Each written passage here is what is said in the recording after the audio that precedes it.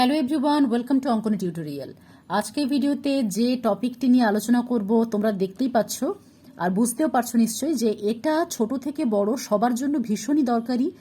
আর এই টপিকটি ছাড়া অর্থাৎ টেন্সের এই চ্যাপ্টারটি ছাড়া কিন্তু ইংলিশে কোনো মতেই দক্ষ হয়ে ওঠা যাবে না। সে কারণে আমি জানি যে তোমাদের কাছে অনেক অথারের বই আছে এবং আলাদা আলাদা বইতে আলাদা আলাদাভাবে খুব সহজে স্টুডেন্টদের সামনে পুরো টপিকটাকে প্রেজেন্ট করার চেষ্টা করেছেন অথাররা। আজ আমিও চেষ্টা করছি এই টেন্স চ্যাপ্টারটিকে খুব সহজে এক একটি ভাগে অর্থাৎ প্রেজেন্ট, পাস্ট, ফিউচার এই তিনটে আলাদা আলাদা ভাগের ওপর আলাদা আলাদা ভিডিও করে কিভাবে বাচ্চাদের সামনে ব্যাপারটাকে প্রেজেন্ট করা যায় যাতে তারা খুব সহজে এটাকে বুঝতে পারে এবং সারা জীবন মনে রাখতে পারে, যাতে তাদের টেন্সের ভয়টা কেটে যায়, সেই প্রচেষ্টাটাই আজকে করা হয়েছে। চ্যাপ্টারটি শুরু করার আগে জানতে হবে টেন্স কথার মানে কি।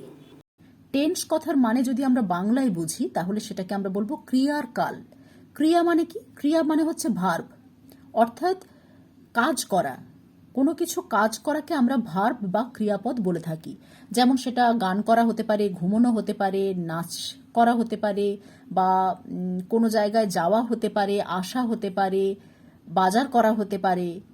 মানে যে কোনো কিছু কাজ করাকে আমরা ক্রিয়াপদ বা ভার্ব বলে থাকি। আর সেই কাজটা ঠিক কোন সময়ে হচ্ছে বা কোন কালে হচ্ছে সেই ব্যাপারটাকে আমরা বোঝানোর চেষ্টা করি টেন্স বা এই ক্রিয়ার কাল ব্যাপারটার মধ্য দিয়ে।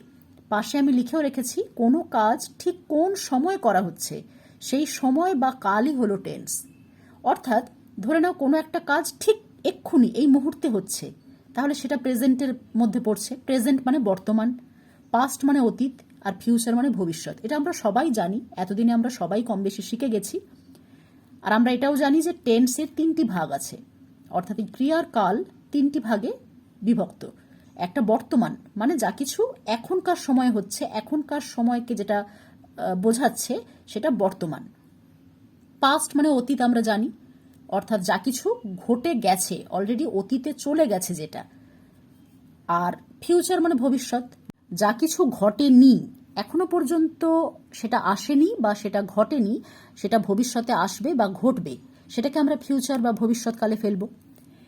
এই যে তিনটি আলাদা আলাদা ভাগে যে কাজগুলো করা হচ্ছে সেই আলাদা আলাদা কাল বা আলাদা আলাদা সময়কে আমরা আলাদা আলাদা টেন্সের সাহায্যে বোঝানোর চেষ্টা করে থাকি।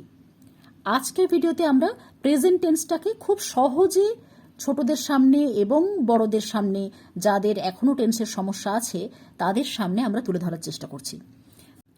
যদিও তোমরা সবাই জানো, তাও আমি আরেকবার মনে করিয়ে দিচ্ছি, এই তিনটি টেন্সের প্রত্যেকটি ভাগের চারটে করে ভাগ আছে। অর্থাৎ প্রেজেন্ট টেন্সেরও আমরা চারটি ভাগ পড়ব, আবার পাস্ট টেন্সেরও চারটি ভাগ, ফিউচারের চারটি ভাগ। সেই চারটি ভাগ কি কি? প্রথমটা প্রেজেন্ট ইনডেফিনিট, যেটাকে আমরা সিম্পল প্রেজেন্টও বলে থাকি। আরেকটা আছে প্রেজেন্ট কন্টিনিউয়াস, 3 নম্বরে প্রেজেন্ট পারফেক্ট, আর 4-এ আছে প্রেজেন্ট পারফেক্ট কন্টিনিউয়াস টেন্স। যখন আমরা এই চারটি ভাগের প্রত্যেকটি নিয়ে আলোচনা করব, সবসময় মনে রাখবে যে টেন্সের ভাগটি আমরা করছি বা বোঝার চেষ্টা করছি সেটার নামটাকে আমাদের ভালো করে লক্ষ্য করতে হবে। এই নামের মধ্যেই ম্যাক্সিমাম জিনিস লুকিয়ে আছে, যে তোমাকে এই টেন্সের মধ্যে কোন রুলস ফলো করতে হবে, কি কি বসাতে হবে, কোন রুলসটাকে অ্যাপ্লাই করে আমাদেরকে বাংলা থেকে ইংলিশে ট্রান্সলেশন করতে হবে, এই সমস্ত কিছু সংকেত কিন্তু আমরা হেডিং বা এই টাইটেলগুলো, যে নামগুলো আছে প্রত্যেকটি ভাগের, সেই নামের মধ্যেই আমরা পেয়ে যাব। তাই নামগুলোকে আমাদের খুব ভালো করে লক্ষ্য করতে হবে। দেখো, সিম্পল প্রেজেন্ট মানে কি? সিম্পল মানে খুব সহজ, প্রেজেন্ট মানে বর্তমান। বর্তমানকালে যে সমস্ত কাজ আমরা সাধারণভাবেই করে থাকি, যেমন আমি খাই, সে নাচে, তুমি গান গাও, ভাই খেলে, বাবা বাজারে যায়, মা সেলাই করে, দিদি রান্না করে, দাদু গীতা পড়েন, ঠাকুমা পুজো করেন, মানে যে সমস্ত কাজ প্রতিদিন সাধারণভাবে আমরা করে থাকি। এবার একটা কথা বলি, যদিও নামটা কি সিম্পল প্রেজেন্ট টেন্স, সিম্পল মানে ভীষণ সহজ, নামটা খুবই সহজ ঠিকই, তবে মাথায় রাখতে হবে যে প্রেজেন্ট টেন্সের দুটো সূত্র আছে, দু ধরনের রুলস আছে, যেটাকে আমাদের মাথায় রেখেই কিন্তু ট্রান্সলেশন করতে হবে, বা যখন আমরা নিজেরা ইংলিশে কোনো কিছু নিজেদের থেকে বানিয়ে লেখার চেষ্টা করব, নিজেরা কম্পোজ করার চেষ্টা করব, লেখার চেষ্টা করব, তখন আমাদের এই দুটো সূত্রের কথা মাথায় রাখতে হবে। দুটো ফর্মুলা রয়েছে। প্রথম ফর্মুলাটা কি? সাবজেক্ট অবশ্যই যখন তুমি ট্রান্সলেশন করছো বা মনে মনে কোনো একটা বাংলা সেন্টেন্সকে ইংলিশে তুমি ট্রান্সলেট করছো, তখন সেই সেন্টেন্সের মধ্যে কোনটা সাবজেক্ট বা কর্তা, অর্থাৎ কার ব্যাপারে আমি বলছি বা কার ব্যাপারে লিখছি, সেই কর্তা বা সাবজেক্টকে প্রথমে বসাতে হবে। তারপর বি ভার্বকে বসাতে হবে। যেহেতু প্রেজেন্ট টেন্স বর্তমানকাল, তাই প্রেজেন্ট টেন্সের বি ভার্ব তিনটে মেনলি আমরা এখানে ব্যবহার করব। এক হচ্ছে অ্যাম, ইজ, আর একটা আর। আমরা প্রত্যেকেই হয়তো এতদিনে জেনে গেছি যে অ্যাম কার পরে বসে? আই এর পরে। একমাত্র সাবজেক্ট আই যদি হয় তারপরে অ্যাম বসবে বি ভার্ব হিসেবে প্রেজেন্ট টেন্সের ক্ষেত্রে। তারপরে ইজ কোন কোন ক্ষেত্রে বসে? সিঙ্গুলার। সবসময় মাথায় রাখবে যে খুব সহজ করে আমি কি করে মনে রাখবো। বইতে অনেক রকম লেখা থাকবে, অনেক রকম টার্ম ইউজ করা থাকবে। টার্মগুলো জানাটা যদিও আমাদের জন্য খুবই প্রয়োজন, কিন্তু আমাকে ভেবে নিতে হবে যে কিভাবে মনে রাখলে আমি মনে রাখতে পারবো, কিভাবে মনে রাখলে আমি কোনোদিন ভুলবো না। তাই আমি যেভাবে মনে রাখি সেটাই তোমাদেরকে বলছি, যে ইজ মানেই আমাকে মনে রাখতে হবে যে কোনো সিঙ্গুলার ফর্মের পরে ইজ হয়। সেটা নাউন হতে পারে, প্রোনাউন হতে পারে, অর্থাৎ কারোর নাম হতে পারে, সেটা রাম হতে পারে, রাম কোনো একটা ছেলের নাম, কিন্তু সেটা সিঙ্গুলার ফর্ম, মানে কোনো এক বচন, একটা ব্যক্তি বা একটা জিনিস বা একটা বস্তু যখনই বোঝাবে, তারপরে আমি সবসময় ইজ বসাবো। সহজ করে এভাবেই মনে রাখবে যে সিঙ্গুলার ফর্ম, যে কোনো কিছু সিঙ্গুলার, সেটা নাউন বা প্রোনাউন হতে পারে, তারপরে ইজ বসাবো। আর কার পরে বসে? বহু বচন, প্লুরাল ফর্মের পরে। তবে মাথায় রাখতে হবে একটা কথা, ইউ, এটা হচ্ছে ব্যতিক্রম, একটু এক্সেপশনাল আছে। ইউ হচ্ছে আমরা তুমি বা তোমরা দুটো অর্থই বোঝানোর ক্ষেত্রে ব্যবহার করে থাকি। আর ইউ এর পরে কিন্তু আর বসে সব সময়। সে তুমি বোঝালেও আর বসবে ইউ এর পরে, আর তোমরা বোঝালেও ইউ এর পরে আর বসবে। এটা মাথায় রাখতে হবে। অর্থাৎ সাবজেক্ট যদি ইউ হয়, তারপরে সবসময় আমি প্রেজেন্ট টেন্সে বি ভার্ব বসাবো আর। ঠিক আছে? তারপরে বসবে অবজেক্ট। এটা হচ্ছে প্রথম রুলস বা প্রথম ফর্মুলা। এই রুলসটা যখন তোমরা মাথায় আনবে, তখন তার সাথে সাথে একটা জিনিস তোমাদেরকে মাথায় আনতে হবে। অনেক সময় দেখা যায় অনেকে বাংলা থেকে ইংলিশ করতে গিয়ে বি ভার্ব ভার্ব একসাথে সিম্পল প্রেজেন্ট টেন্সে ইউজ করে ফেলে। তাতে কি হয়? অনেক সময় দেখা যায় ট্রান্সলেশনটা ভুল হয়ে যায়। সাধারণত দেখা যায় যে সাবজেক্টে বি ভার্বের ইউজ হয়, আমি কিন্তু শুধুমাত্র সিম্পল প্রেজেন্ট টেন্সের কথা বলছি, তোমরা ইংলিশের অন্যান্য কোনো চ্যাপ্টারের কথা কিন্তু এই সময় মাথায় আনবে না, যে প্যাসিভ ফর্মের কথা ভাববে না। যে কেন তোমাদের মনে প্রশ্ন হতেই পারে যে প্যাসিভ ফর্মে যখন আমরা কোনো সেন্টেন্সকে লিখতে যাই, তখন তো আমরা বি ভার্বের পরে ভার্বের থার্ড ফর্ম ব্যবহার করেই থাকি। সেই সব কথা এখানে কিন্তু মাথায় আনবে না। ভেবে নিতে হবে যে আমরা প্রথমবার টেন্স শিখছি, তাহলে আমাদের মাথায় শুধুমাত্র কোন কোন জিনিসটা লাগবে, যতটুকু লাগবে তার বাইরে আমরা কিছু ভাববো না, যদিও আমরা অনেক কিছু পড়েছি বা শিখেছি বা জেনেছি। আমি যখন প্রথম টেন্স শিখবো, তখন আমাকে ভাবতে হবে যে সিম্পল প্রেজেন্ট টেন্সের দুটো সূত্র। এক হচ্ছে সাবজেক্ট বি ভার্ব অবজেক্ট। তার মানেই বোঝা যাচ্ছে যে এই রুলসের মধ্যে ভার্বের কোনো জায়গা নেই, তাই আমি লিখে দিয়েছি ভার্ব থাকবে না। এটা মাথায় রাখতে হবে। তুমি যখন সাবজেক্টের পরে বি ভার্ব বসাচ্ছ কোনো একটা, হয় অ্যাম বা ইজ বা আর এর কোনো একটা বসাচ্ছ, তখন মাথায় রাখতে হবে যে বি ভার্ব বসাচ্ছি মানে এখানে ভার্বের কোনো জায়গা নেই সিম্পল প্রেজেন্ট টেন্সের ক্ষেত্রে। তারপরে সরাসরি অবজেক্ট বসবে। যদি তোমার সেন্টেন্সে অবজেক্ট থাকে তাহলে অবজেক্ট বসবে, যদি অবজেক্ট না থাকে তাহলে অবজেক্ট বসবে না। যেমন ধরো আমি খাই, ইংলিশ কি হবে? I eat. সেক্ষেত্রে অবজেক্টের ঘরে কিছু নাও থাকতে পারে। আবার কেউ যদি বলে আমি ভাত খাই, তখন আই ইট রাইস, তখন রাইসটা অবজেক্ট হয়ে যাবে। ঠিক আছে? এই যে অ্যাম, ইজ, আর, এই তিনটে বি ভার্বের বাংলা মানেটা কি সেটাও অবশ্যই জেনে রাখতে হবে। বাংলা মানে কোথাও কোথাও দেখা যাবে হই, মানে অ্যাম মানে যেরকম হই, আই অ্যাম মানে আমি হই। আবার যেমন হয় বা হন, মানে যখন আপনি দিয়ে কাউকে বলি তখন আমরা বলি না যে আপনি হন একজন মহান ব্যক্তি, তো এই হন। আর তুমি দিয়ে বললে হও। আর সে বা তারা, এগুলো যখন আমরা ব্যবহার করি সাবজেক্টের ঘরে, তখন আমরা হয় এই মানে ওয়ার্ডগুলো আমরা ব্যবহার করে থাকি। তাহলে অ্যাম, ইজ, আর এই তিনটে বি ভার্বের বাংলা মানেগুলো কিন্তু জেনে রাখতে হবে। হই, হয়, হন বা হও। ঠিক আছে, এইবার একটা কথা বলি, আমরা বাংলায় যে সেন্টেন্সগুলো সাধারণত পেয়ে থাকি সেখানে কিন্তু এই ওয়ার্ডগুলোর কোনো একটাও সরাসরি উল্লেখ করা থাকে না। ধরে নাও আমি একটি মেয়ে, তাহলে যখন বাংলা আমি বলছি আমি একটি মেয়ে, তাহলে সেই বাক্যের মধ্যে বাংলাটা ভালো করে শোনো, আমি একটি মেয়ে, এই বাক্যটার মধ্যে কিন্তু কোথাও হই এই শব্দটার কিন্তু উল্লেখ নেই। কিন্তু মনে মনে আমাকে ভেবে নিতে হবে যে এখানে যদি কোনো বি ভার্ব আমি না বসাই তাহলে কি সেন্টেন্সটা কমপ্লিট হবে?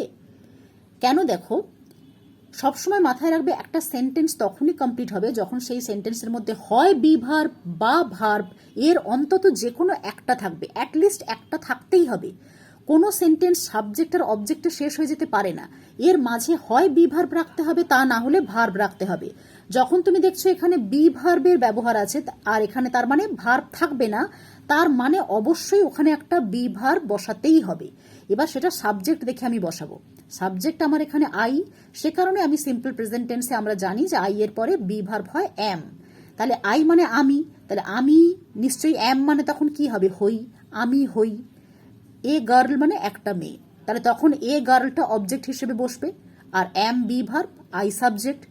তার মানে বাংলাতে অনেক সময় আমরা এমন বেশ কিছু সেন্টেন্স পাই যার মধ্যে কোনো ভার্ব নেই। তুমি যদি ভালো করে লক্ষ্য করো দেখবে তার মধ্যে কোনো ভার্ব নেই। তখন তোমাকে বুঝে যেতে হবে যে ভার্ব নেই মানে এখানে আমাকে অবশ্যই বি ভার্ব বসাতে হবে।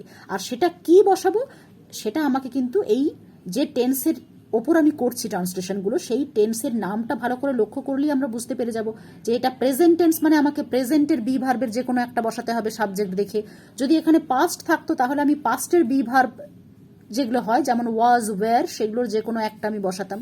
ঠিক আছে, তাহলে এই যে হই, হয়, হন বা হও, এগুলো সরাসরি অনেক সময় বাংলা বাক্যে উল্লেখ না থাকলেও আমাদেরকে কিন্তু প্রয়োজন মতো নিজেদেরকে ভেবে নিতে হবে যে এগুলো উহ্য আছে, এগুলো সরাসরি বলা নেই, কিন্তু এগুলো ছাড়া সেন্টেন্স কমপ্লিট হবে না, যেহেতু এইসব সেন্টেন্সে কোনো ভার্ব নেই, অর্থাৎ কোনো কাজ করা নেই।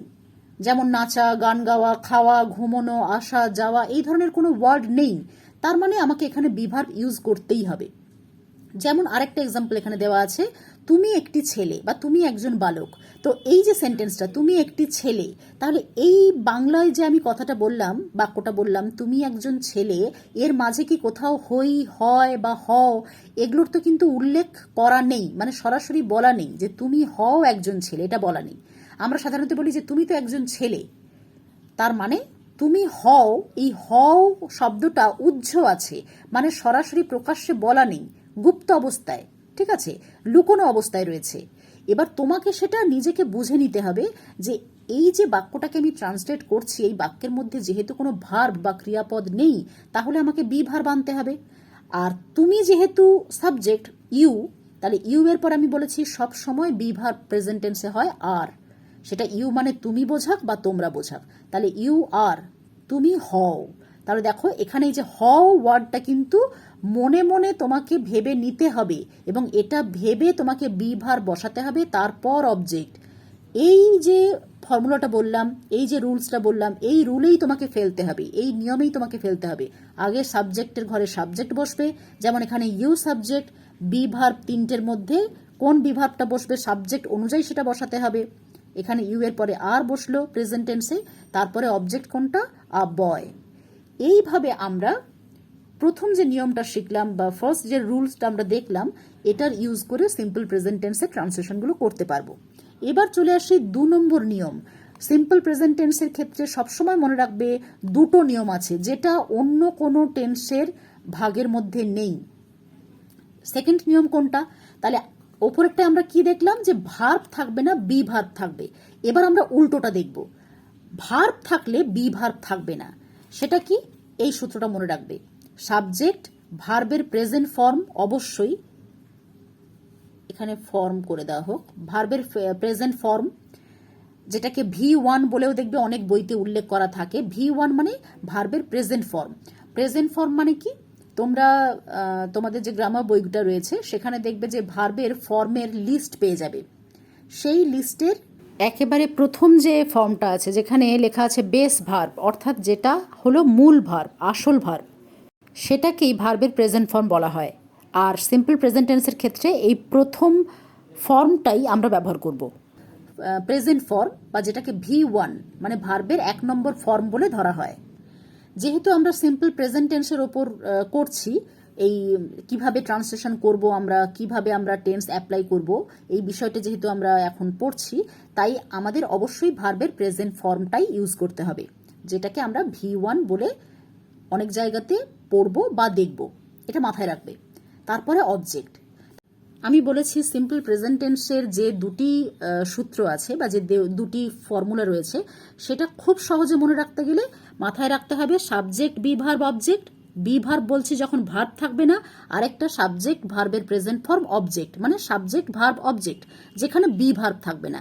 এই জন্য আমি ব্র্যাকেটে লিখে দিয়েছি বি ভার্ব থাকবে না, ঠিক উল্টোটা মাথায় রাখতে হবে। তবে এই 2 নম্বর যে নিয়মটা আমরা এখন শিখব, সেক্ষেত্রে একটা জিনিস আমাদের ভীষণ সতর্কতার সাথেই মাথায় রাখতে হবে, যেটা সাধারণত স্টুডেন্টরা ভুল করে থাকে। ছোট থেকে বড় প্রায় প্রত্যেকটি ক্লাসের ছেলেমেয়েরা ট্রান্সলেশন করার সময় বা নিজেরা মানে নিজেদের থেকে কোনো কিছু স্টোরি রাইটিং বলো বা লেটার বা প্যারাগ্রাফ বা যে কোনো কিছু টপিকের ওপর যখন তারা ইংলিশে লেখার চেষ্টা করে, নিজেরা বানিয়ে বানিয়ে লেখার চেষ্টা করে, তখন অনেক সময় সিম্পল প্রেজেন্ট টেন্সের ওপর কিছু সেন্টেন্স লিখতে গিয়ে এই মিস্টেকটা খুবই করে থাকে। সেটা হচ্ছে, সবসময় মাথায় রাখবে সাবজেক্ট যদি সিঙ্গুলার ফর্মে থাকে, মানে এক বচন, যে কোনো একটা মানুষের নাম হতে পারে, কোনো ব্যক্তির নাম হতে পারে, কোনো বস্তুর নাম হতে পারে, বা কোনো পশু পাখি হতে পারে, হ্যাঁ, এই ধরনের যদি কোনো সাবজেক্ট হয়, সিঙ্গুলার নাউন বা third person singular number pronoun. Pronoun মানে আমরা জানি যে নাউনের পরিবর্তে, মানে কোনো নাম বারবার ব্যবহার না করে তার পরিবর্তে আমরা যেগুলো ইউজ করে থাকি, যেমন কোনো ছেলের নাম বারবার না বলে তার পরিবর্তে হি ব্যবহার করে থাকি, কোনো মেয়ের নাম বারবার না বলে তার পরিবর্তে শি ইউজ করি, তেমনি কোনো বস্তু বা কোনো পশু পাখির ক্ষেত্রে আমরা ইট ইউজ করে থাকি। এই ধরনের সিঙ্গুলার যে ফর্মগুলো রয়েছে, যে প্রোনাউনগুলো রয়েছে, এগুলোকে থার্ড পারসন সিঙ্গুলার নাম্বার বলা হয়। সবসময় মনে রাখবে, একমাত্র সিম্পল প্রেজেন্ট টেন্সের ক্ষেত্রে সিঙ্গুলার নাউন মানে কোনো এক বচন একটা নামের পর বা third person singular number pronoun, যেমন হি, শি, ইট বা এই ধরনের আরও অন্যান্য যে প্রোনাউনগুলো রয়েছে, সেগুলোর পরে ভার্বের শেষে এস বা ইএস বসবে। অর্থাৎ কোনো কোনো ভার্বের শেষে এস বসালেই সেটা একটা কমপ্লিট মানে বোঝাবে, আবার কোনো কোনো ভার্বের শেষে ইএস বসালেও সেটা কমপ্লিট হয়ে যাবে। কিন্তু এই কথাটা মাথায় রাখতে হবে শুধুমাত্র সিম্পল প্রেজেন্ট টেন্সের ক্ষেত্রে, অন্য কোনো টেন্সের ক্ষেত্রে এটা হয় না। আর এটা কিন্তু অনেকেই ভুলে যায়, লেখার সময় অনেক সময় মাথা থেকে বেরিয়ে যায়, কিন্তু এটা আমাদের মাথায় রাখতে হবে। যেমন আমি কয়েকটা এক্সাম্পলের মধ্য দিয়ে তোমাদেরকে বোঝানোর চেষ্টা করছি। যেমন ধরো রাম বল খেলে, ধরো এটা আমাদেরকে ট্রান্সলেশন করতে দেওয়া হয়েছে রাম বল খেলে। বাংলাটা আমি একটু লিখে দেখাই, তাহলে তোমাদের হয়তো একটু সুবিধে হবে। রাম বল খেলে, ধরে নাও এই বাংলা বাক্যটাকে বলা হয়েছে ট্রান্সলেট করো ইংলিশে। সবার প্রথমে দেখো, আমরা রাম দেখেই বুঝতে পারছি এটা সাবজেক্ট, কর্তা, এর সম্পর্কে বলা হচ্ছে। এরপর আছে বল। দেখো বল কিন্তু কোনো কাজ করা নয়, কাজ করা হচ্ছে খেলা। তোমাকে এই বাংলা বাক্যটি যেভাবেই থাকুক না কেন, তোমাকে সাজাতে হবে এই ফরম্যাটে। মানে আগে সাবজেক্ট, সাবজেক্টের ঘরে দেখো তো সাবজেক্ট আছে কিনা, আছে, রাম, এর সম্পর্কেই বলছি, তাহলে সাবজেক্ট আমার রাম, মানে কর্তা এখানে কে, রাম। এবার আসি বল। এটা কিন্তু কোনো কাজ করা বা ক্রিয়াপদ নয়, ক্রিয়াপদ হচ্ছে খেলে। তাহলে ক্রিয়াপদ এখানে বাক্যের শেষে থাকলেও ট্রান্সলেশন করার সময় আমাকে কিন্তু সাবজেক্টের ঠিক পরে ভার্বটাকে আনতে হবে, ক্রিয়াপদটাকে আনতে হবে। সেটা কোনটা, খেলে। এইবার কথা হচ্ছে, রাম কিন্তু এক বচন সিঙ্গুলার নাউন, মানে কোনো একটা নামকে বোঝাচ্ছে, একজন ব্যক্তির নাম। তাহলে একজন ব্যক্তির নামের পরে আমরা সবসময় জানি ভার্বের শেষে এস বা ইএস, যেখানে যেটা বসবে বা অ্যাপ্রোপ্রিয়েট হবে সেখানে ভার্বের শেষে এস বা ইএস বসাতে হবে। তাহলে অবশ্যই রাম আমার সাবজেক্ট হচ্ছে।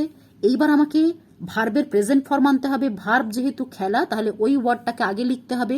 প্লে মানে খেলা, যেহেতু এটা সিঙ্গুলার নাউন তাই ভার্বের শেষে এস বসিয়েছি, প্লেজ। দেখো ভি প্লাস এস লিখে রেখেছি, মানে ভার্বের শেষে এস বসালাম। তারপরে বল যে ওয়ার্ডটা পড়ে আছে, এটা অবশ্যই অবজেক্ট, তাই জন্য অবজেক্টের ঘরে আমি নিয়ে চলে গেলাম বল। তাই যখনই তোমরা কোনো ট্রান্সলেশন করবে বাংলা থেকে বা নিজের মাতৃভাষা থেকে যখন ইংলিশে সেটাকে ট্রান্সলেট করবে, তোমাকে আগে সাজিয়ে নিতে হবে এই ফরম্যাটে। বাক্য যেভাবেই দেওয়া থাক না কেন, সেখানে হয়তো ক্রিয়াপদ আগে বা পরে দেওয়া থাকতে পারে, অর্থাৎ ভার্বটা আগে পরে দেওয়া থাকতে পারে বাক্যে, সেন্টেন্সের মধ্যে। কিন্তু যখন তুমি নিজের থেকে সেটা লিখবে, তখন তোমাকে সাজিয়ে লিখতে হবে এই ফরম্যাটে। আগে সাবজেক্ট, তারপর ভার্ব বসাতে হবে, তারপর অবজেক্ট। ঠিক আছে? আর যখনই তুমি দেখছো যে সেন্টেন্সের মধ্যে ভার্বের ইউজ আমরা করে ফেলছি, তখনই মাথায় আনতে হবে যে সিম্পল প্রেজেন্টের ক্ষেত্রে ভার্ব বসে যাচ্ছে মানে এখানে বি ভার্বের কোনো জায়গা নেই। আমি অনেক সময় আমার অনেক স্টুডেন্টকে দেখেছি যারা প্রথম প্রথম টেন্স শিখতে শুরু করে, অনেক সময় কি করে, রাম দেখেছে যে একটা সিঙ্গুলার ফর্ম, এটা তো একটা নাম। আর যেহেতু আগের যে মানে নিয়মটা তারা শিখেছে, এই যে সাবজেক্ট বি ভার্ব অবজেক্ট, তাই তারা জানে যে রাম যখন সিঙ্গুলার ফর্ম তাহলে তারপরে আমাকে ইজ বসাতে হবে, বি ভার্ব। ওরা তখন কি করে, এই সূত্রের মধ্যেও বি ভার্বের ব্যবহার করে ফেলে। মানে রাম ইজ প্লেজ বল, অনেক সময় অনেকে এইভাবেও লিখে ফেলে প্রথম প্রথম, কিন্তু না, সেটা একদমই ভুল হয়ে যাবে। সবসময় মাথায় রাখতে হবে যখনই আমরা সিম্পল প্রেজেন্ট টেন্সের ওপর ট্রান্সলেশন করছি, তখন বি ভার্ব যদি বসে ভার্ব বসবে না, ভার্ব যদি বসে বি ভার্ব বসবে না। এবং অবশ্যই সেকেন্ড যে রুলটা আমরা শিখলাম, এই যে সাবজেক্ট ভার্বের প্রেজেন্ট ফর্ম তারপর অবজেক্ট, এই প্যাটার্নে যখন বসাবো তখন আমাকে সবসময় মাথায় রাখতে হবে যে সিম্পল প্রেজেন্ট টেন্সের ওপর যখন আমি করছি বাক্যটাকে ট্রান্সলেট করছি, তখন সাবজেক্ট কি আছে। এখানে যদি আই থাকে তাহলে এখানে নর্মালি প্লে বসে যাবে, তখন কিন্তু এস বা ইএস হবে না। এটা অবশ্যই তোমরা লিখে রাখো। যদিও আই মানে আমি, আই কিন্তু সিঙ্গুলার ফর্ম, কিন্তু একমাত্র আই যেটা এক্সেপশনাল, ব্যতিক্রমী, আই এর পরে কখনোই ভার্বের শেষে এস বা ইএস হয় না। বাকি যত সিঙ্গুলার ফর্ম আছে, হি, শি, ইট বা অন্যান্য যে কোনো একটা নাম, সেটা নাউন হতে পারে বা প্রোনাউন হতে পারে, তারপরে ভার্বের শেষে এস বা ইএস বসবে। যেমন ধরো ফাদার মানে বাবা, একজনকে বোঝাচ্ছে, মাদার মা, একজনকে বোঝাচ্ছে। তো এই সমস্ত ওয়ার্ডগুলো যদি সাবজেক্টের ঘরে থাকে, তারপরে ভার্বের শেষে এস বা ইএস হবে।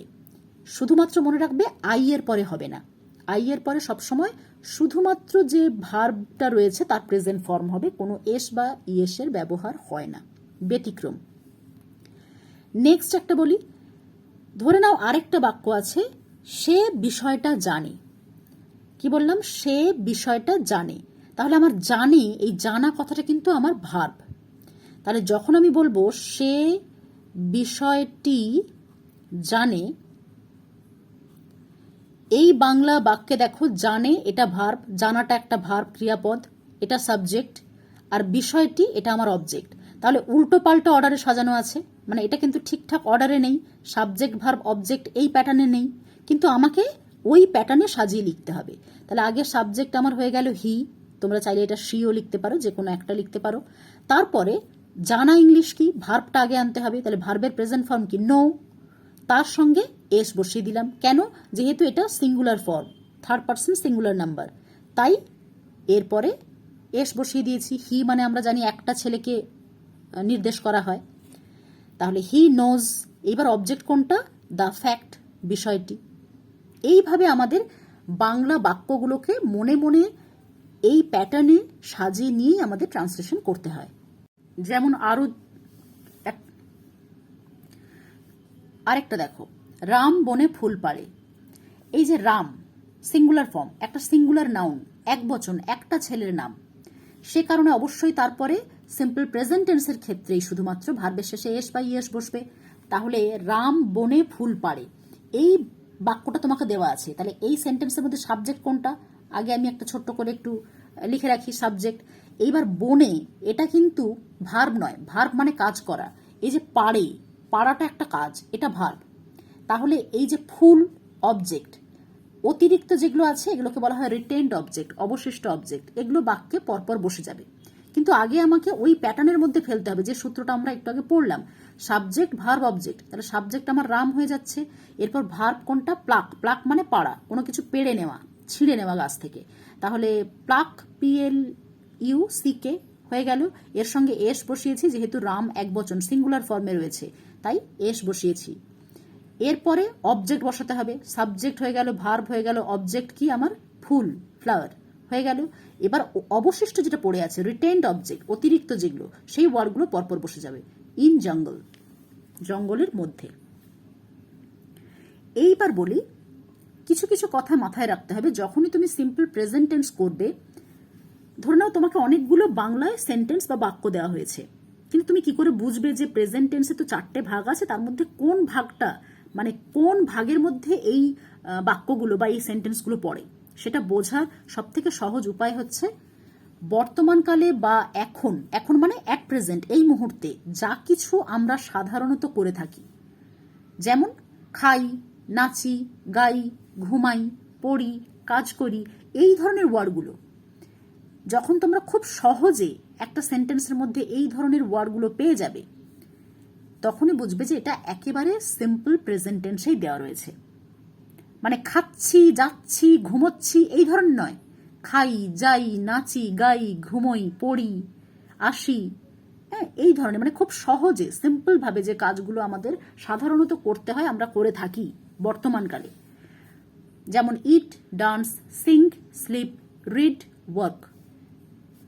এগুলো দিয়ে আমি কয়েকটা সেন্টেন্সও এখানে লিখে রেখেছি তোমাদের বোঝার সুবিধার জন্য, যে কোন সাবজেক্টের পরে আমরা ভার্বের শেষে এস বসাবো আর কোনটার ক্ষেত্রে না। যেমন আই, আমি বলেছি এটা ব্যতিক্রম, যদিও এক বচন আই মানে আমি একা, সিঙ্গুলার ফর্ম, তাও এইটাই একমাত্র এক্সেপশনাল একটা ওয়ার্ড যার পরে আমরা ভার্বের শেষে কখনোই এস বা ইএস বসাবো না। এটা তোমাদের সবসময় মনে রাখতে হবে, তাই এটাকে একটু আলাদা করে মার্ক করে রাখবে। আই ইট, আমি খাই, কিন্তু যখন সাবজেক্ট থাকবে হি, তারপরে অবশ্যই ভার্বের শেষে এস বা ইএস আসবে, যেহেতু এটা থার্ড পারসন সিঙ্গুলার নাম্বার, অর্থাৎ এক বচন, কোনো একটা ছেলেকে বোঝাচ্ছে, তাই সিম্পল প্রেজেন্টের ক্ষেত্রে অবশ্যই তারপরে এস বসবে। হি ইটস হয়ে গেল ভার্বের শেষে এস। তারপর দে মানে তারা, একের বেশি, যখনই একের বেশি বা প্লুরাল ফর্ম বা বহু বচন থাকবে সাবজেক্টে, তখন কিন্তু তারপরে নর্মাল ভার্বের প্রেজেন্ট ফর্ম হবে। কখনোই বহু বচন বা প্লুরাল ফর্ম দিয়ে যদি সাবজেক্ট থাকে, তারপরে ভার্বের শেষে এস বা ইএস দেবে না। সবসময় ভার্ব একা নিজের ফর্মেই বসবে, অর্থাৎ সিম্পল প্রেজেন্ট ফর্মেই বসবে। তাহলে প্লুরাল ফর্মের পরে ভার্বের শেষে এস বা ইএস হয় না, এই সহজ কথাটা মাথায় রাখবে। শি, একটা মেয়েকে বোঝাচ্ছে, অবশ্যই তারপরে ভার্বের শেষে দেখো এস বা ইএস রয়েছে, ডান্সেস লেখা রয়েছে। তারপর উই স্লিপ, উই মানে আমরা, একের বেশি, একের বেশি যখন হবে তখন ভার্ব একা বসবে, তার শেষে এস বা ইএস হবে না। রাম, একটাই ছেলে, তাই জন্য ভার্বের শেষে এস বসেছে। রিডস, ইট ওয়ার্কস, ইট একটা জিনিসকে বোঝানো হচ্ছে, ইট এটা, তাই জন্য ভার্বের শেষে এস বসেছে।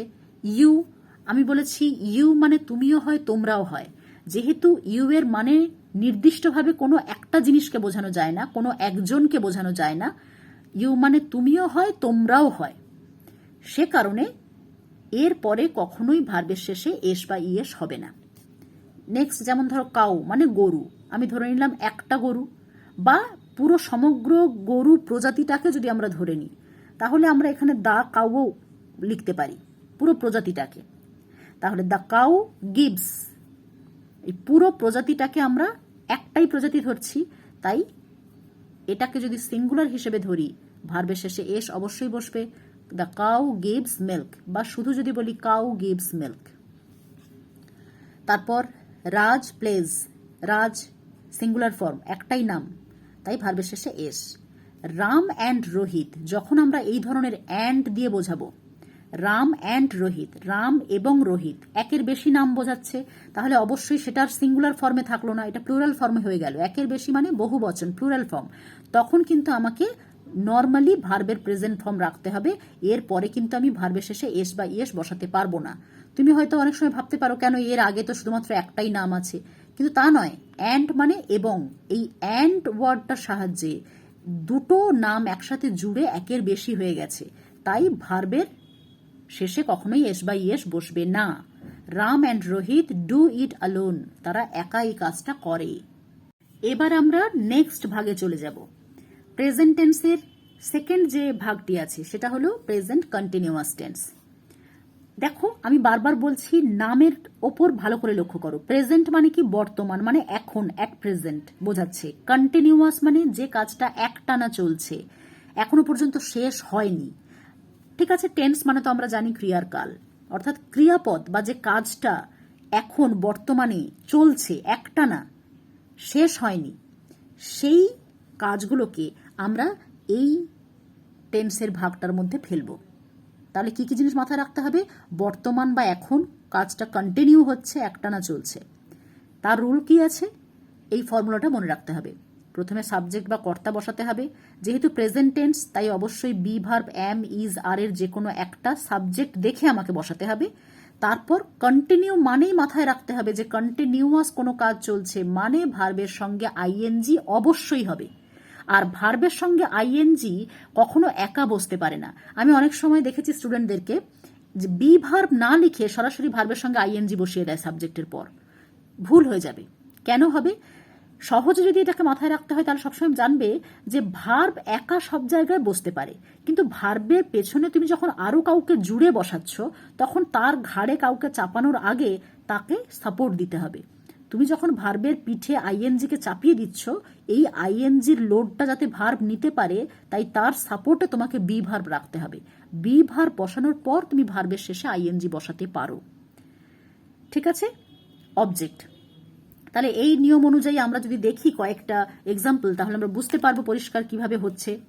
তারা গান গাইছে, এই যে গাইছে মানে গান গাওয়া কাজটা এখন চলছে, তাই তো? তাহলে তারা গাইছে গান, এইভাবে আমি সাজিয়ে নিলাম। কেন? আমাকে তো করতে হবে সাবজেক্ট ভার্ব অবজেক্ট এই প্যাটার্নে। তাহলে তারা গাইছে গান। আচ্ছা, এই প্রসঙ্গে একটা কথা বলি। অনেকেরই হয়তো মনে একটা প্রশ্ন আসছে এই সময় যে আগের নিয়মটাতে আমি বললাম একই সেন্টেন্সে বি ভার্ব আর ভার্ব থাকবে না, বি ভার্ব এলে ভার্ব থাকবে না, ভার্ব এলে বি ভার্ব থাকবে না। কিন্তু এই নিয়মের ক্ষেত্রে অর্থাৎ দ্বিতীয় যে ভাগটি আমরা করছি কন্টিনিউয়াসের পার্টটা, সেখানে গিয়ে আমরা দেখছি বি ভার্বও থাকছে, ভার্বও থাকছে। তাহলে অনেকের মনে প্রশ্ন আসতে পারে যে এখানে কি করে হচ্ছে, তাহলে কি এই নিয়মটা ভুল? না, এটা ভুল নয়। কেন? দেখো, বি ভার্বের পর যদি শুধু ভার্ব থাকতো, এর পেছনে আইএনজি না থাকতো, তাহলে অবশ্যই নিয়মটা ভুল হয়ে যেত। কিন্তু যেহেতু ভার্বের পেছনে আইএনজি একসাথে অ্যাড হয়ে বসছে, তাই তার আগে বি ভার্ব থাকবে, এটা ভুল নয়। কিন্তু আগের নিয়মের ক্ষেত্রে তোমরা দেখেছো সাবজেক্ট ভার্বের প্রেজেন্ট ফর্ম অবজেক্ট এই নিয়মে ছিল, বা সাবজেক্ট বি ভার্ব অবজেক্ট, সেক্ষেত্রে কোনো ভার্বের শেষে আইএনজি অ্যাড করার নিয়ম ছিল না। তার মানে এক্ষেত্রে তোমাকে মাথায় রাখতে হবে ভার্বের শেষে আইএনজি বসাতে গেলে তার আগে আমরা বি ভার্ব বসাতে পারবো, সেক্ষেত্রে কোনো ভুল বা দোষের কিছু নেই। তবে বি ভার্ব বসালাম তারপরে শুধু ভার্বের প্রেজেন্ট ফর্ম বসালাম, সেটা করলে কিন্তু ভুল হয়ে যাবে, যেটা আমি সিম্পল প্রেজেন্ট টেন্সের ক্ষেত্রে বললাম। এবার আমরা দেখি তারা গান গাইছে, এখানে তারা সাবজেক্ট, গাওয়াটা মানে গাইছে এইটা ভার্ব। তাহলে ভার্ব বাংলায় যদিও বা পেছনে আছে ক্রিয়াপদটা, কিন্তু আমাকে ট্রান্সলেশন করার সময় এই ফর্মে সাজাতে হবে, আগে সাবজেক্ট, তারপর ভার্ব, তারপর অবজেক্ট। তাহলে তারা ইংলিশ কি? দে। এইবার গাইছে, তাহলে এই গাইছে মানে গাওয়া কাজটা চলছে, কন্টিনিউয়াস মানে অবশ্যই ভার্বের সঙ্গে আইএনজি, তাহলে সিঙ্গিং হবে, সিং মানে গান গাওয়া, তার সাথে আইএনজি হবে। কিন্তু ওই যে বললাম পেছনে যখনই তুমি আইএনজিটাকে অ্যাড করছো এর ওপর লোড দিচ্ছ মানে এর সামনে তোমাকে সাপোর্ট দিতে হবে, যাতে এই লোড পেয়ে এই ভার্বটা ঝুঁকে না পড়ে, তার জন্য তোমাকে সাপোর্ট দিতে হবে। এইভাবে মাথায় তোমাকে রাখতে হবে, ব্যাপারগুলোকে নিজের মতো করে ভেবে নিতে হবে যে এখানে আমাকে অবশ্যই বি ভার্ব দিতে হবে। তাহলে বহু বচন বা প্লুরাল ফর্ম, যেহেতু তারা মানে একের বেশি জনকে বোঝাচ্ছে, তাই তারপরে অবশ্যই বি ভার্ব হবে আর প্রেজেন্ট টেন্সের ক্ষেত্রে। ঠিক আছে? তারপরে ভার্বের সঙ্গে আইএনজি এই যে বসিয়ে দিলাম। এবার অবজেক্ট কোনটা? সং। তাহলে এইভাবে আমরা এই ফর্মের মধ্যে সাবজেক্ট ভার্ব অবজেক্টকে ফেলে ট্রান্সলেশন করে ফেললাম। এবার আমরা আসি নেক্সট যে এক্সাম্পলটা আছে, আমরা অপেক্ষা করছি তোমার জন্য। তাহলে আমরা এই অপেক্ষা করছি, অপেক্ষা করাটা এখানে ক্রিয়াপদ, আর তোমার জন্য এটা আমাদের অবজেক্ট হয়ে যাবে তখন। তাহলে আমরা ইংলিশ কি? উই। একের বেশি, একের বেশি হওয়া মানে সবসময় বি ভার্ব হবে আর প্রেজেন্ট টেন্সের ক্ষেত্রে, মাথায় রাখবে। তারপর অপেক্ষা করা ইংরেজি ওয়েট, তার সাথে আইএনজি করতে হবে। কেন? করছি, করছি মানে কি? কাজটা এখনো চলছে, কন্টিনিউ হচ্ছে, অপেক্ষা করার কাজটা কন্টিনিউ আমরা করেই যাচ্ছি, সে কারণে ভার্বের সঙ্গে আইএনজি। তারপরে তোমার জন্য, এই জন্য কথাটা কিন্তু বাংলায় যেটা এখানে জন্য বলে বলা আছে এটা ইংলিশে প্রিপোজিশন। তার প্রিপোজিশন সবসময় আমরা জানি অবজেক্টের আগে বসবে। তাহলে ফর মানে জন্য, তাই ফরটা আগে বসলো, তারপর ইউ, ফর ইউ মানে তোমার জন্য। এবার নেক্সট দেখি, আমি এই চিঠিটা তোমায় লিখছি। লিখছি মানে কি, লেখা কাজটা চলছে। সাধারণত দেখবে বাংলা ক্রিয়াপদে, অর্থাৎ যেটাকে আমরা ইংলিশে ভার্ব বলি, সেই ক্রিয়াপদগুলোর একদম শেষে ছে, ছি এই ধরনের ওয়ার্ডগুলো যখন, এই ধরনের অক্ষরগুলো যখন থাকবে, ছে, ছি, হ্যাঁ, বা ধরো এখানে যেরকম আছে ছো, যেমন খেলছো, হ্যাঁ, এগুলো থাকলেই বুঝতে হবে যে কাজটা কন্টিনিউ চলছে, এখনো শেষ হয়নি। আমি এই চিঠিটা তোমায় লিখছি, এখানে ভার্ব কোনটা, এই যে লিখছি, লেখা কাজটা চলছে, তাহলে সাবজেক্ট কি আই, এরপরে বি ভার্ব কি হয় অ্যাম, এরপর ভার্ব কোনটা লেখা, রাইট, তার সঙ্গে আইএনজি বসবে, হয়ে গেল। তারপর এই চিঠিটা, এই ইংলিশ দিস লেটার, এই চিঠিটা কাকে লিখছি, তোমায়, তার মানে তোমাকে বা তোমার প্রতি লিখছি, সে কারণে মানেটাকে সম্পূর্ণ করার জন্য এই প্রিপোজিশনটা দরকার। টু মানে কারোর প্রতি, আমি যখন কোনো কিছু করছি বা লিখছি, তাহলে টু ইউ, তোমার প্রতি এই চিঠিটা আমি লিখছি। নেক্সট আমরা একটা এক্সাম্পল দেখি, তুমি ক্রিকেট খেলছো আমার ভাইয়ের সাথে, তাহলে তুমি ইউ সাবজেক্ট হয়ে গেল, এবার ভার্ব কোনটা, খেলছো, খেলা কাজটা চলছে, এখনো চলছে, কন্টিনিউ হচ্ছে, তাহলে ইউ এর পরে আমরা জানি প্রেজেন্ট টেন্সের বি ভার্ব কি হয় আর, তারপরে ভার্বের সঙ্গে আইএনজি বসাতে হবে যেহেতু কন্টিনিউয়াস টেন্স, তাহলে প্লেয়িং, প্লের সাথে আইএনজি বসালাম, প্লেয়িং। অনেক ছোট ছোট বাচ্চারা কি করে, অনেক সময় ভুল করে ভার্বের পাস্ট ফর্মের সাথেও আইএনজি লাগিয়ে দেয়, এটা কখনো করবে না, মাথায় রাখবে যে ভার্বের প্রেজেন্ট ফর্মের সাথেই সবসময় আমি আইএনজি অ্যাড করতে পারবো। তাহলে প্লেয়িং, তারপর ক্রিকেট, ক্রিকেটটা আমার হচ্ছে এখানে অবজেক্ট, ক্রিকেট। এবার বাকি যেগুলো পড়ে আছে এগুলো সব রিটেন্ট অবজেক্টের মতো পরপর বসে যাবে। আমার ভাইয়ের সাথে, এই যে সাথে কথাটা, এটা প্রিপোজিশন হয়ে আসবে, তাহলে অবজেক্টের আগে বসাতে হবে সবসময় প্রিপোজিশন, কারণ প্রিপোজিশন মানে প্রি মানে হচ্ছে পূর্বে, আগে, তাই সবসময় অবজেক্টের আগে বসবে প্রিপোজিশন। উইথ মানে সঙ্গে বা সাথে, মাই ব্রাদার মানে আমার ভাইয়ের সাথে। তোমাদের সুবিধার জন্য আমি এখানে লিখে রেখেছি যে কার পরে কি বিভার্ব হয়, মানে প্রেজেন্ট টেন্সের বিভার্বগুলো, যেমন আই, আই যদি সাবজেক্ট থাকে তারপরে অ্যাম বসাতে হবে আমাদের বিভার্ব, হি, শি, ইট বা যে কোনো সিঙ্গুলার নাউন বা প্রোনাউন, মানে যে কোনো একটা নাম বা হি, শি, ইট এই ধরনের প্রোনাউনগুলোর পর সবসময় ইজ হয়, তারপর প্লুরাল ফর্ম মানে একের বেশি যখন বোঝাবে ব্যক্তি বা বস্তু, হ্যাঁ, যখন বোঝাবে, এবং তার সাথে মনে রাখবে ইউ, এটা কিন্তু সবসময় এক্সেপশনাল, ব্যতিক্রমী, ইউ মানে তুমিও হয় তোমরাও হয়, তো এই ওয়ার্ডটা ইউ আর তার সাথে যত প্লুরাল ফর্ম আছে একের বেশি যখনই আমি বোঝাচ্ছি সাবজেক্টের ঘরে, তখনই তারপরে প্রেজেন্ট টেন্সের ক্ষেত্রে একমাত্র, এটা আমি বারবার বলছি, প্রেজেন্ট টেন্সের ক্ষেত্রে বি ভার্ব হবে প্লুরাল ফর্মের পরে আর। এই সবকটাই কিন্তু আমরা প্রেজেন্টের বি ভার্ব হিসেবেই শিখব, অন্য ক্ষেত্রে কিন্তু আমরা এটা অ্যাপ্লাই করতে পারবো না। পাস্ট টেন্সের ক্ষেত্রে আবার এই বি ভার্বগুলো অ্যাপ্লাই করা যাবে না, তখন কি কি বি ভার্ব আমাদের অ্যাপ্লাই করতে হবে সেটা আমি অন্য ভিডিওতে দেখিয়ে দেবো। আচ্ছা, এবার চলে আসে আমাদের নেক্সট যে ভাগটি আছে সেটা হলো প্রেজেন্ট পারফেক্ট টেন্স। এই যে প্রেজেন্টের 3 নম্বর ভাগ পারফেক্ট, যখনই পারফেক্টের কথা আসবে তখন আমাদের মাথায় রাখতে হবে প্রেজেন্ট মানে বর্তমান, মানে এখন, এই সময়ে, প্রেজেন্ট টাইমে বা বর্তমানকালে বা এখন কোনো কাজ সবেমাত্র শেষ হয়েছে এরকম যদি বোঝায়, মানে যেমন ধরো আমি বাড়ি এসেছি বা আমি বাড়ি এসছি, সে বাজারে গেছে, মানে যাওয়া কাজটা সবেমাত্র হয়েছে, এই রকম কোনো একটা কাজ সবেমাত্র শেষ হয়েছে বোঝালে, এবং কাজটি শেষ হলেও তার ফল বা রেজাল্ট বা সেই কাজটি ঠিক হয়ে যাওয়ার পরের কি ঘটনা ঘটলো সে সম্পর্কে কিছু জানা যায়নি, এই ধরনের সেন্টেন্স যেগুলো তুমি দেখতে পাবে তার ক্ষেত্রেই, মানে সেই সেন্টেন্সগুলোকে ট্রান্সলেট করতে গেলে তোমাকে এই ফর্মুলাটা অ্যাপ্লাই করতে হবে। এক্ষেত্রে কি ফর্মুলা আছে দেখি, সাবজেক্ট, তারপরে পারফেক্ট মানেই মাথায় রাখতে হবে হ্যাভ বা হ্যাজ, কোন পারফেক্টের ক্ষেত্রে, প্রেজেন্ট পারফেক্টের ক্ষেত্রে। এটা যদি পাস্ট হতো তখন কিন্তু এখানে বি ভার্ব হ্যাভ বা হ্যাজের মধ্যে কোনো একটা হতো না, কিন্তু যেহেতু প্রেজেন্ট পারফেক্ট বর্তমান কালকে বোঝাচ্ছে তাই এখানে বি ভার্ব হ্যাভ বা হ্যাজের যে কোনো একটা হবে সাবজেক্ট দেখে, এটা মাথায় রাখবে। তারপরে হবে ভার্বের থার্ড ফর্ম, অর্থাৎ পাস্ট পার্টিসিপল ফর্ম। তোমরা তোমাদের বইতে দেখবে ভার্বের যে ফর্মের লিস্টগুলো তোমরা পাবে, যেমন ডু, ডিড, ডান, এই যে লাস্ট ফর্মটা ডান, এটা হচ্ছে থার্ড ফর্ম, ভার্বের থার্ড ফর্ম। গো, ওয়েন্ট, গন, এই গনটা হচ্ছে ভার্বের থার্ড ফর্ম। তো ভার্বের থার্ড ফর্ম সবসময় পারফেক্ট টেন্সের ক্ষেত্রে ইউজ করা হয়।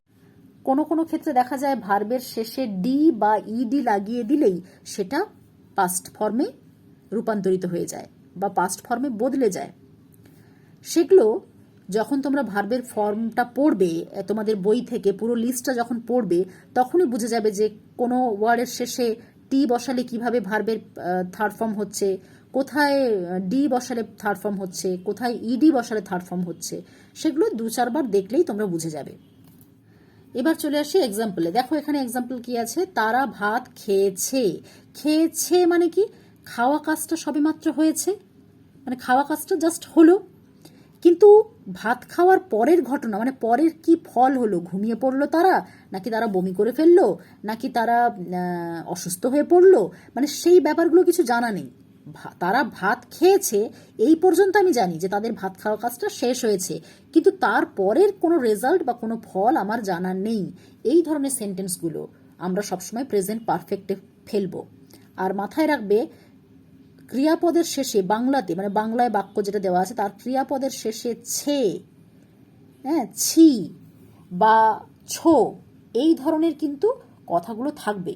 সেটা দেখলেও আমরা বুঝে যাব যে কাজটা সবেমাত্র হয়তো শেষ হয়েছে বোঝাচ্ছে।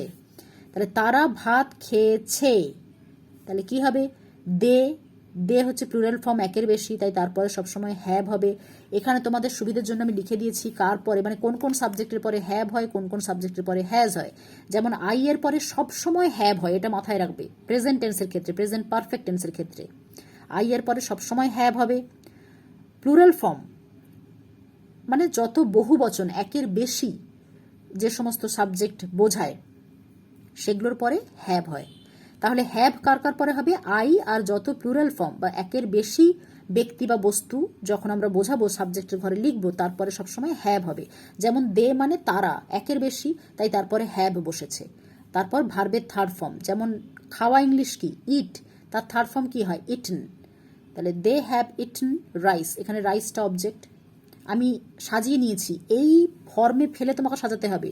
তারা ভাত খেয়েছে, তাহলে তারা সাবজেক্ট, খেয়েছে ভার্ব, কিন্তু দেখো এখানে ভার্বের জায়গাটা কোথায়, সাবজেক্টের পরে বি ভার্বে যে কোনো একটা বসাবো, তারপরে ভার্বের থার্ড ফর্ম, তারপর অবজেক্ট, তাই এই ভাত অবজেক্টটাকে শেষে নিয়ে চলে গেছি, রাইস। আর এটা প্লুরাল ফর্ম বলেই এখানে বি ভার্ব হ্যাভ বসিয়েছি পারফেক্ট টেন্সের ক্ষেত্রে। এখানে বাকি দেওয়া আছে দেখো থার্ড পারসন সিঙ্গুলার ফর্ম যেগুলো, যেমন হি, শি, ইট, বা যে কোনো একটা সিঙ্গুলার নাউন মানে একটা নাম, সেটা রাম হতে পারে, গীতা হতে পারে, সীতা হতে পারে, মিনা হতে পারে, মানে যে কোনো একটা নামের পর আমরা সবসময় হ্যাজ বসিয়ে থাকি। কোন ক্ষেত্রে, মাথায় রাখতে হবে প্রেজেন্ট পারফেক্ট টেন্সের ক্ষেত্রে। এখানে দেখো রাজা এখানে এসেছে আজ, এই যে এসেছে মানে আশা কাজটা সবেমাত্র হয়েছে, বর্তমান সময়ে বা প্রেজেন্ট টাইমে তার আশা কাজটা হয়েছে, কিন্তু তার পরের ঘটনা জানি না, মানে সে এসেছে জানি, তারপর সে এখান থেকে অন্য কোথাও গেছে নাকি ঘুমিয়ে পড়েছে না কি করেছে সেটা আমি আর জানি না। এই ধরনের সেন্টেন্সগুলোর ক্ষেত্রে আমরা প্রেজেন্ট পারফেক্ট টেন্সটা ইউজ করব।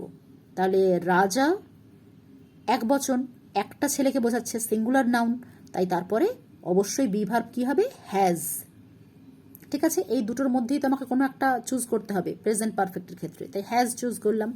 তারপরে ভার্বের থার্ড ফর্ম, কামের থার্ড ফর্ম কামই হয়, কাম, কেম, কাম।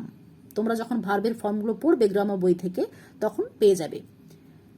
এখানে ইংলিশ কি হবে, হেয়ার, টুডে, আজ।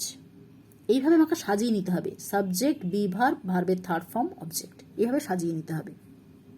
এবার আমরা প্রেজেন্ট টেন্সের একেবারে লাস্ট ভাগটাতে চলে এসেছি, সেটা হলো প্রেজেন্ট পারফেক্ট কন্টিনিউয়াস টেন্স। এই নামটিকে এবার ভালো করে লক্ষ্য করো। প্রেজেন্ট মানে বর্তমান, অ্যাট প্রেজেন্ট, এই মুহূর্তে যেটা হচ্ছে। পারফেক্ট মানে আমরা একটু আগে শিখলাম কোনো একটা কাজ সবেমাত্র শেষ হচ্ছে।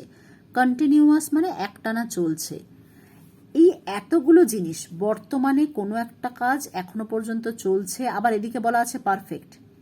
তাহলে এই যে ভাগটি, এই ভাগটির মধ্য দিয়ে আমরা কি বুঝবো, মানে বাংলায় এমন কি বাক্য দেখলে আমরা বুঝতে পারবো যে এটা প্রেজেন্ট পারফেক্ট কন্টিনিউয়াস টেন্সের সূত্র অ্যাপ্লাই করেই করা যাবে। এক্ষেত্রে মনে রাখবে, যখন কোনো কাজ অতীতে বা অনেকটা আগে শুরু হয়েছিল আর এখনো কাজটা বর্তমানে চলছে, মানে কাজটা শুরু হয়েছিল অতীতে কিন্তু কাজটা এখনো চলে আসছে, এখনো কন্টিনিউ হচ্ছে, সেক্ষেত্রে আমরা প্রেজেন্ট পারফেক্ট কন্টিনিউয়াস টেন্সটি ব্যবহার করব। এই পারফেক্ট কথাটা দেখা মানেই তোমার মাথায় খেলে যাবে যে এখানে অবশ্যই বি ভার্ব হ্যাভ বা হ্যাজের কোনো একটা আনতে হবে। আর আমরা যখন প্রেজেন্ট কন্টিনিউয়াস টেন্সটা পড়েছিলাম তখন আমরা দেখেছিলাম কন্টিনিউয়াস মানে ভার্বের সঙ্গে আইএনজি। আর আমি এটাও বলেছিলাম ভার্বের পিঠে যখন তুমি লোড দেবে তখন ভার্বের আগে তোমাকে সাপোর্ট দিতে হবে। তাহলে হ্যাভ বা হ্যাজ এই বি ভার্বটা তো আমি পারফেক্ট ওয়ার্ডটার কারণে নিয়ে আসবো। মানে যখনই আমি মনে মনে ভাববো যে প্রেজেন্ট পারফেক্ট কন্টিনিউয়াস টেন্সটা আমি করছি, তখনই আমাকে বুঝে যেতে হবে যে প্রেজেন্ট পারফেক্ট মানেই তো আমাকে হ্যাভ বা হ্যাজ এই বি ভার্বের মধ্যে কোনো একটা বি ভার্ব আনতেই হবে সেন্টেন্সে। কিন্তু তার সাথে আরও একটা ওয়ার্ড তোমাকে আনতে হবে। সেটা কি? বিন, BEEN। এটাও তোমাকে আনতে হবে। কেন আনতে হবে? যেহেতু ভার্বের শেষে আমি আইএনজি লোড দিয়েছি, তাই তার আগে সাপোর্ট আমাকে দিতেই হবে। সেটা আমি এখানে বিনটা রেখে দিলাম। তাহলে এই প্রেজেন্ট পারফেক্ট কন্টিনিউয়াস টেন্সের সূত্রটা কি জেনে নিই আমরা। প্রথমে সাবজেক্ট বা কর্তা, তারপর সাবজেক্ট দেখে হ্যাভ বিন বা হ্যাজ বিনের যে কোনো একটা বি ভার্ব বসাবো, তারপরে ভার্বের সঙ্গে আইএনজি যেহেতু এটা কন্টিনিউয়াস, তারপরে অবজেক্ট। ঠিক আছে? এক্ষেত্রে আরেকটা কথা তোমাদের মাথায় রাখতে হবে। সাধারণত দেখা যায় প্রেজেন্ট পারফেক্ট কন্টিনিউয়াস টেন্সের ক্ষেত্রে অবজেক্টের ঠিক আগে কখনো কখনো ফর, কখনো কখনো ফ্রম, কখনো কখনো সিন্স এই ধরনের ওয়ার্ডগুলো তোমরা পেয়ে থাকবে। কিন্তু কথাটা হলো কোথায় কোন ওয়ার্ডটা আমরা বসাবো। মাথায় রাখতে হবে ফর এই প্রিপোজিশনটা তখনই বসবে অবজেক্টের আগে প্রেজেন্ট পারফেক্ট কন্টিনিউয়াস টেন্সে যখন অনেকটা সময় বা যেটাকে আমরা পিরিয়ড অফ টাইম বলি সেটা বোঝাবে। পিরিয়ড অফ টাইম মানে কি? অনেকটা সময় বোঝাচ্ছে কিন্তু নির্দিষ্ট করে বোঝাচ্ছে না যে কোন সময়টা। এখানে একটা এক্সাম্পল দিয়ে বোঝাই। আমি 2 দিন ধরে এই গল্প বইটা পড়ে চলেছি। এই যে বাক্যটা 2 দিন ধরে, সেই 2 দিনটা কোন তারিখ থেকে কোন তারিখ পর্যন্ত আমি কিন্তু নির্দিষ্ট করে বলিনি। যখন নির্দিষ্ট করে বলবো সেটাকে বলা হয় পয়েন্ট অফ টাইম, যেটা তার ঠিক পরেই লেখা আছে। দেখো, point of time in past মানে অতীতের কোনো নির্দিষ্ট সময়কে যখন আমি বোঝানোর চেষ্টা করব তখন আমি অবজেক্টের আগে সিন্স কথাটা বসাবো। ঠিক আছে? যেমন আমি যদি বলে দিই গত রবিবার থেকে আজ পর্যন্ত আমি জ্বরে ভুগছি, যে গত রবিবার আমি নির্দিষ্ট করে বলছি, পয়েন্ট অফ টাইমটাকে আমি এখানে মেনশন করছি, তখন আমি অবজেক্টের আগে সিন্স বসাতে পারবো। যদি আমি এই যে নির্দিষ্ট করে কোনো ডেট বলি, আমি 2 জুন থেকে পরীক্ষার প্রিপারেশন নিচ্ছি, তাহলে নির্দিষ্ট কোনো ডেট যখন আমি বলবো সেটাও পয়েন্ট অফ টাইমের মধ্যে পড়বে, সেক্ষেত্রেও আমি সিন্স বসাতে পারবো অবজেক্টের আগে। আবার আমি যদি বলে দিই সকাল 10টা থেকে আমি গান প্র্যাকটিস করছি, তাহলে সকাল 10টা নির্দিষ্ট করে বলছি, পয়েন্ট অফ টাইম, সেক্ষেত্রেও সিন্স বসবে।